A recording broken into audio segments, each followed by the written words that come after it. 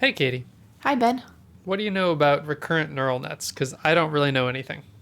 Well, I know enough to talk about them for about 20 minutes, so maybe that'll get us through the next episode. Sounds good. You're listening to Linear Digressions. Okay, the only thing I can contribute to this discussion, other than silly questions, is that when I think of neural nets, I think of shower caps. What? Because they're kind of like nets and they go over your brain. I don't know. Like, I really don't have anything. All right, well, let me try to fill up your neural net with something a little bit more useful here. So, Thank you. recurrent neural nets, and in particular, I'm thinking a little bit about a specific kind called LSTMs, or long short-term memory. We'll get to that in a moment. All right. Recurrent neural nets are a particular architecture of neural net. So a lot of people might be familiar with, say, a multi-layer perceptron, which is usually the first kind of neural net that you see, or the pictures that show up in a lot of whatever popular science publications or whatever, where you can imagine that there's a bunch of inputs, then there's some kind of complicated transformation that happens in some so-called hidden layer, and then the outputs from that hidden layer are then transformed into the outputs of the neural net. And sometimes you Right. can have multiple hidden layers that are in the middle, and it can get very complicated. And in general, that's kind of the neural net architecture, very generically speaking. And the reason we call them neural nets is because we've kind of modeled the structure of them kind of on the way that human brains work and neurons work. Originally, yeah. So the idea is that a neuron has a bunch of inputs, and then based on the electrical signals that get passed along those inputs, then the neuron decides whether to fire or not. And that was the original inspiration. I think we've wandered rather far away from that. Yeah. They're not particularly faithful representations, but neural nets seem to do a very good job at a lot of kinds of fairly challenging machine learning problems, and so they're rightfully getting a lot of attention Image right now. processing is a good one.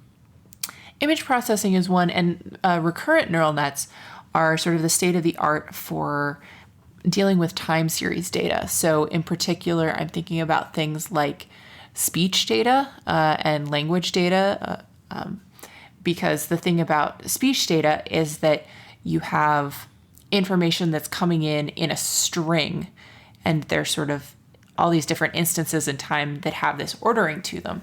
So Oh, interesting. right. So certain types of neural nets, like the ones that do the image processing and the captioning and things like that, you can imagine that an image, you can see the entire image at once. Right. There's just You a get all big, the data all at once. exactly, this big block of pixels, and the neural net can ingest that entire thing at the same time. With speech data, when I'm speaking, it's this string of sounds that I'm making, and you can't just take them all together and push them into one big thing and put it in the neural net all at once. You need to be feeding it into the neural net in the same sort of order that it's coming out of my mouth.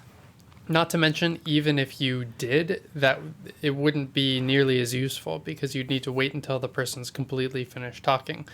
Whereas my Amazon Alexa starts processing what I'm saying as I'm saying it. Right. And so with recurrent neural nets, the thing that they're designed to do is to take into account some of that time structure. So if you imagine what I was talking about, sort of the generic neural net structure where you have an input, there's some kind of transformation that takes place inside and the hidden layers, and then there's an output that, labels your picture or whatever. Now, imagine that you want to have that process, but it has also this time component. And what recurrent neural nets do is imagine that hidden layer in the middle. Instead of that hidden layer just going from being between the input and the output, that hidden layer also has sort of an arrow that points back onto itself. And so Interesting. the neural net it's receiving this string of inputs that it's receiving from the environment. Like, it's detecting the new sound waves that are coming out of my mouth as I'm recording this episode right now. But it also has some idea of what's been going on in the past. It knows how I started this sentence and therefore has that context available to it as it's listening and interpreting the next thing I'm saying, so that it, so to speak, I'm sort of anthropomorphizing. This is an extremely long run-on sentence. Well, I mean, you've been processing your sentence as you've been saying it. But so basically you're saying that this recurrent neural net has, in a sense, a memory. And in programming, we refer to that as an internal state, right? So it takes in some kind of input and it does something with the input and it creates some sort of internal state that it holds on to. That's its memory.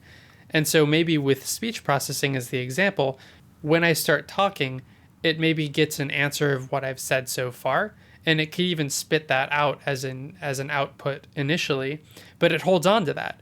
And then it takes all of the rest of what I say, and it can use the internal state plus the new input with more context to maybe get a better prediction. Yeah, that's right. Based on the way that you started this sentence and the sound of, the words that you're saying, it can figure out, okay, based on how this sentence started, I can make an educated guess about where this sentence is supposed to blend.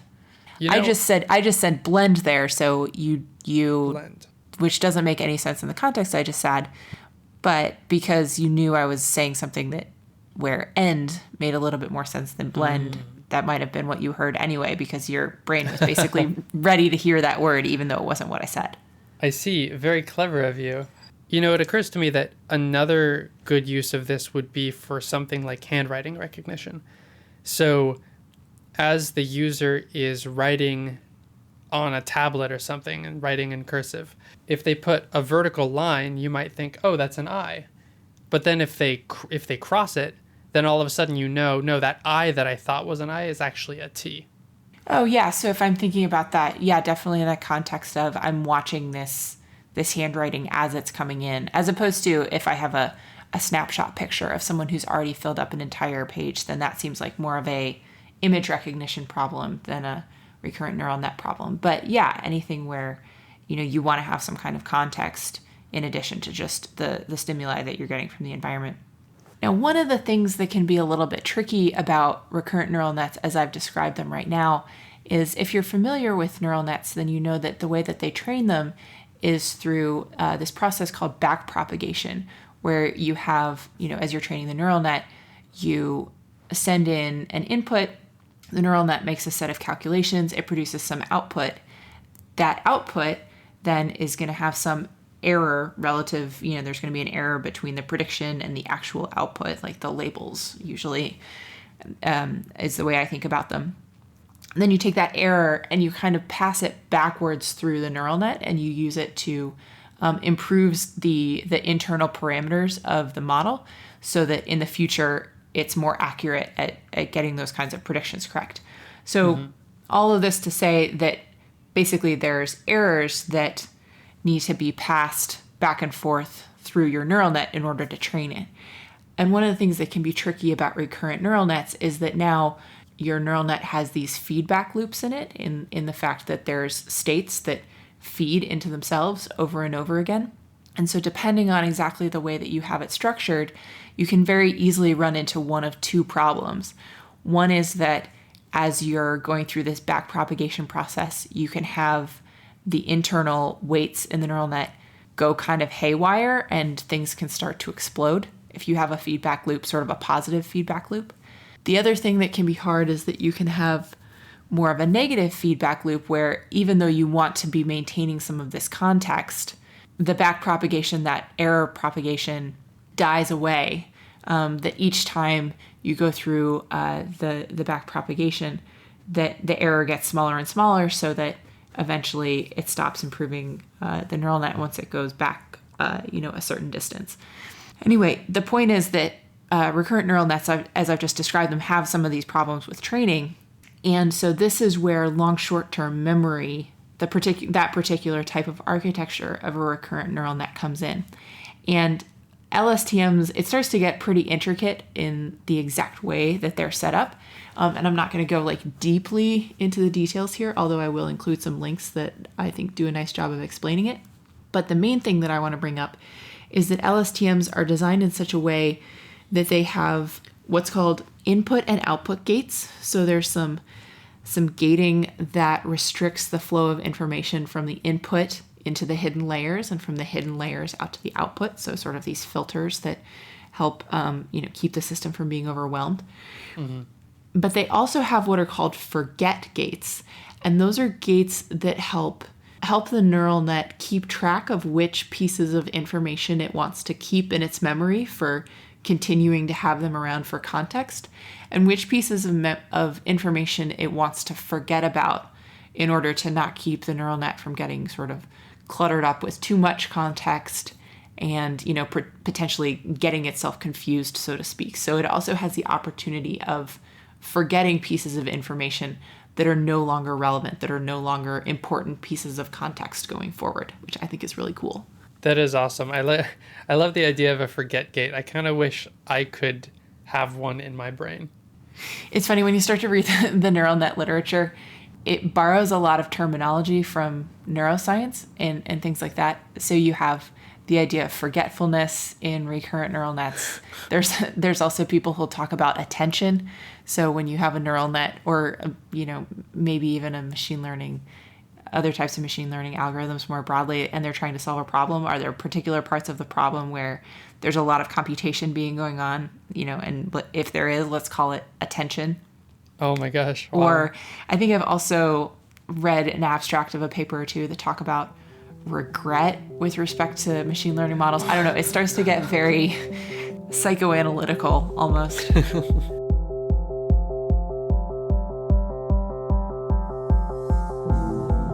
Linear Digressions is a Creative Commons endeavor, which means you can share or use it any way you like. Just tell them we said hi. To find out more about this or any other episode of Linear Digressions, go to lineardigressions.com. And if you like this podcast, go ahead and leave us a review on iTunes so other people get to listen to this content too. You can always get in touch with either of us. Our emails are ben@lineardigressions.com and katie@lineardigressions.com in case you have comments or suggestions for future shows. You can tweet us at lindigressions.